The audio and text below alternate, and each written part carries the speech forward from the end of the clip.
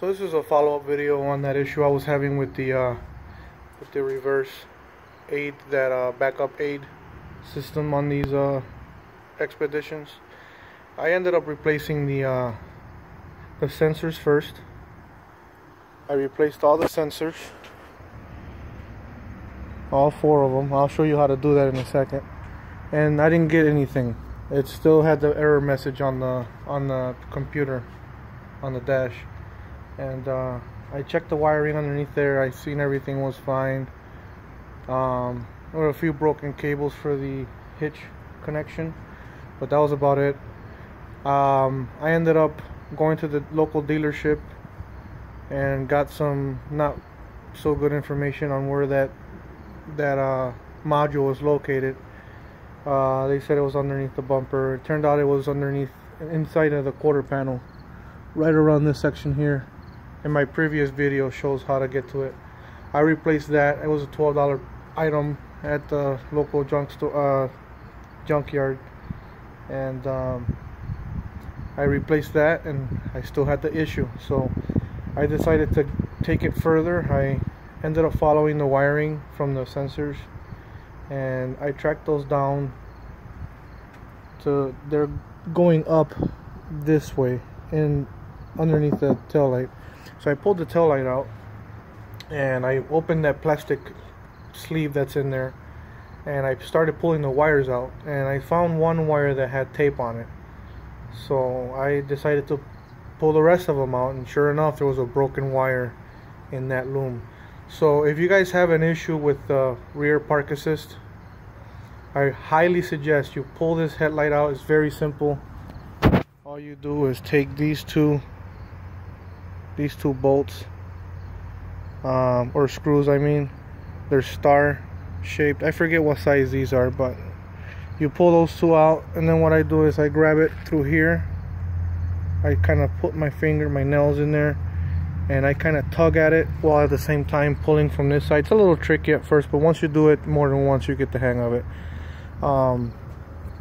Pull it right out, unplug the bulbs.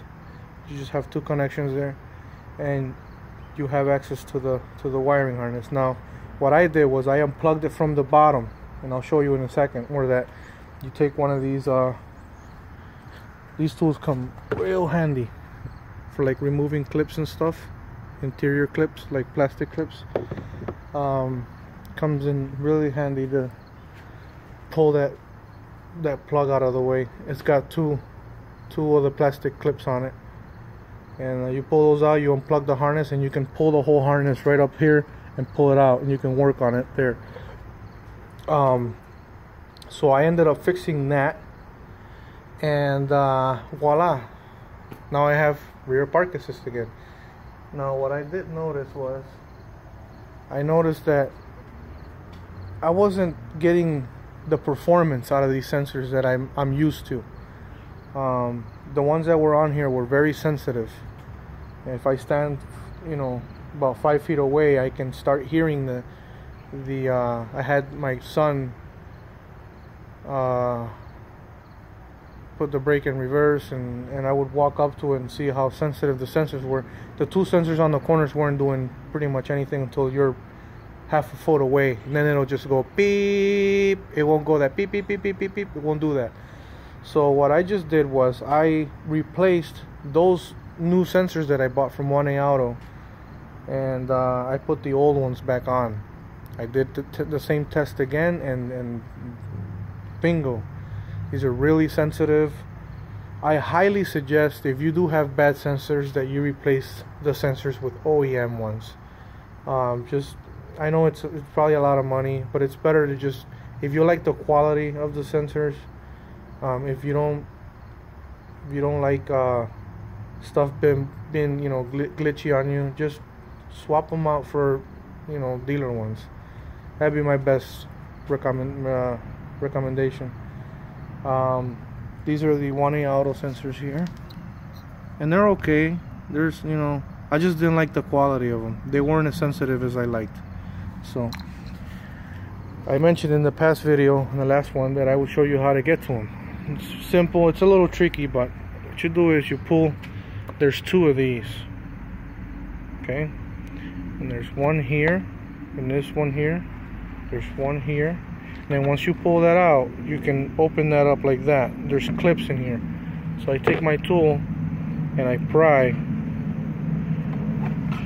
right in between, like so, and I just pry my way all the way through, and once you're done, this is what you get, right?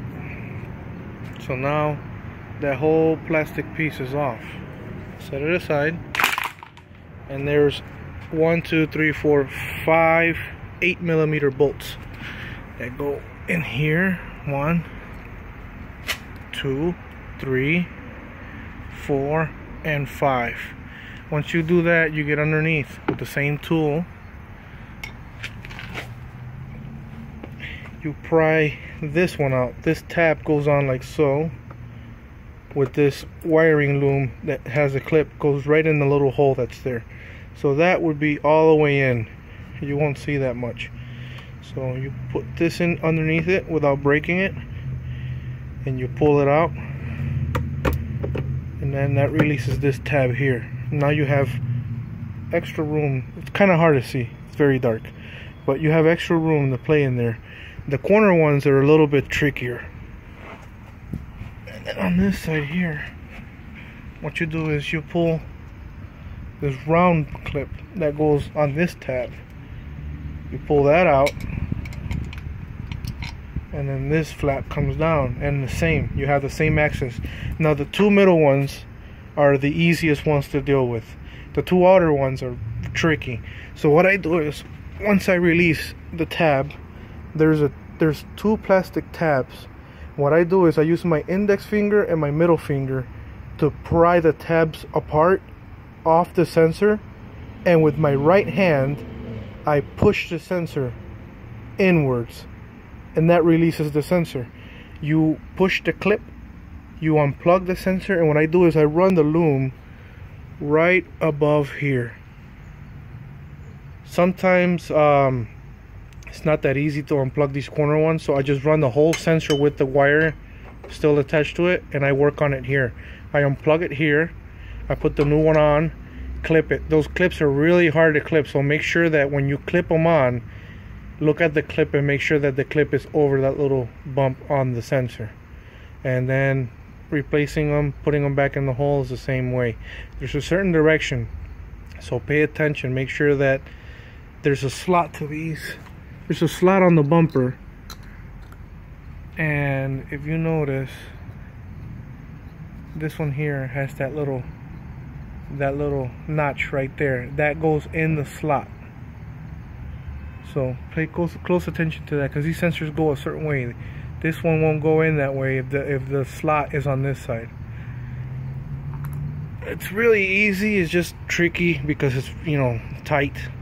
Now that one plug that I was talking about is, you see how I fixed it? I just repair that. So this here has two clips on it, like right down here, and you just pry that out. Boom, pry it out, unplug it right there, and that whole harness will go up. You can pull it out the tail light. So that's pretty much it. Putting everything back together is very simple. It's just the same as the removal, and that's it. It's annoying how you get used to this parking aid, you know, such a big truck. When you're backing up to places, you know, you're used to that, and then all of a sudden it goes away. You don't take it, you know, you take it for granted once it's when you have it, and then once it's gone, it's like, wow, I need that. I need that those sensors working. So this is just my take on how I go about it. If you guys have any questions, you know, feel free to leave a comment. Like, share, and subscribe, you know, blah blah blah, like all the YouTubers. And that's pretty much it. I'll have more videos on other fixes on these trucks. I've had my truck for a couple years now, and I've learned quite a few things on them, and sometimes I look up for info and I don't find it right away. So that's the stuff that I'll be posting. Stuff that I can't find online right away, that I had to do heavy searching for. That's the stuff that once I figure it out, I'll be posting those videos here on YouTube for you guys to watch and learn how to go about the repair. And that's pretty much it. Take care, guys. God bless.